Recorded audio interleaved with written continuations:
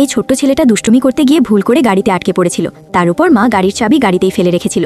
দাদিমার মনে পড়ল গাড়িতে বাচ্চাদের একা রাখার বিপদ নিয়ে খবরের কথা, আর তিনি মেয়েকে দ্রুত কিছু করতে বললেন। কিন্তু মহিলাটা রাস্তার পাশে পাথর দেখতে পেলেও জানালা ভাঙতে সাহস পেল না। এই বিলাসবহুল গাড়িটা তার প্রেমিকের কাছ থেকে ধার করা ছিল। সে শুধু সাহায্যের জন্য চিৎকার করতে পারল, এই আশায় যে আশেপাশে কেউ তাকে সাহায্য করবে। গাড়ির ভেতরে ছেলেটা অবশেষে বুঝল কিছু একটা ভুল হয়েছে, আর জোরে জোরে কাঁদতে শুরু করলো। একজন নারী সিইও তাদের গোলমাল লক্ষ্য করে মেয়েকে নিয়ে হেঁটে এলেন। ছেলেটার বিপজ্জনক অবস্থা দেখে তিনি সাথে সাথে মাটিতে থাকা পাথরটা তুলে বিলাসবহুল গাড়িটার জানালা ভেঙে দিলেন। ছেলেটাকে সফলভাবে উদ্ধার করার পর নারী সিইও চলে যেতে চাইলে মহিলাটা বিরক্ত হয়ে তাকে ধরে ক্ষতিপূরণ চাইল। নারী সিইওকে হতবাক দেখালো। তাদের সন্তানকে বাঁচানোর পর তাকে টাকা চাওয়া হবে, এটা তিনি কখনো আশা করেননি। ভীর মহিলাটা আর তার পরিবারে সমালোচনা করলো, কিন্তু মহিলাটা জোর দিয়ে বলল নারী সিইও ইচ্ছাকৃতভাবে তার গাড়ি নষ্ট করেছে। নারী সিইও নিজের নির্দোষিতা প্রমাণ করতে স্কুলের গেটের নজরদারি ফুটেজ দেখতে চাইলেন, তবে মহিলাটা বলল স্কুলের প্রিন্সিপাল তার স্বামী, আর তার অনুমতি ছাড়া কারো ফুটেজ দেখার অধিকার নেই।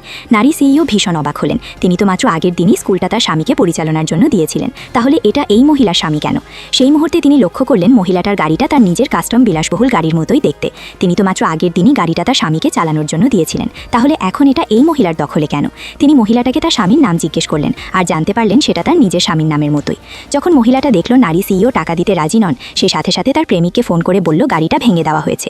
লোকটি রেগে আগুন হয়ে গেল আর বলল যে গাড়ি ভেঙেছে তাকে দিয়ে টাকা আদায় করবে। ততক্ষণে নারী সিইও অনুমান করে ফেলেছিলেন মহিলাটা তার স্বামীর প্রেমিকা, তবুও তিনি এটা বিশ্বাস করতে চাইলেন না। মহিলাটা গাড়ি থেকে তার স্বামীর জন্য তৈরি করা একটা উপহার বের না করা পর্যন্ত তিনি তার স্বামীর বিশ্বাসঘাতকতার সত্যতা মেনে নিতে পারেননি। এর কিছুক্ষণ পর লোকটি অবশেষে স্কুলের গেটে পৌঁছালো। মহিলাটা সাথে সাথে তার কাছে অভিযোগ করে নারী সিইওকে একটা শিক্ষা দিতে বলল, কিন্তু যখন লোকটি দেখল যে গাড়ি ভেঙেছে সে তার স্ত্রী, সে সাথে সাথে জমে গেল। সে দ্রুত মহিলাটার কাছ থেকে হাত সরিয়ে নিয়ে তার স্ত্রীকে জিজ্ঞেস করলো সে কেন এখানে। বেচারি মহিলাটা তখনও চাইছিল সে নারী সিইওকে শাস্তি দিক, কিন্তু লোকটি তাকে চড় মারল। সে সাথে সাথে তার স্ত্রীর কাছে ক্ষমা চাইল, কিন্তু সে তার উপর পুরোপুরি হতাশ ছিল। সে সরাসরি বিবাহ বিচ্ছেদ চাইল, আর তারপর তার মেয়েকে নিয়ে চলে গেল। মহিলাটা জানতো না লোকটার সব আর্থিক সংস্থান তার স্ত্রীর কাছ থেকে আসে। লোকটি আরও রেগে গেল আর সাথে সাথে তার সাথে সম্পর্ক ছিন্ন করল।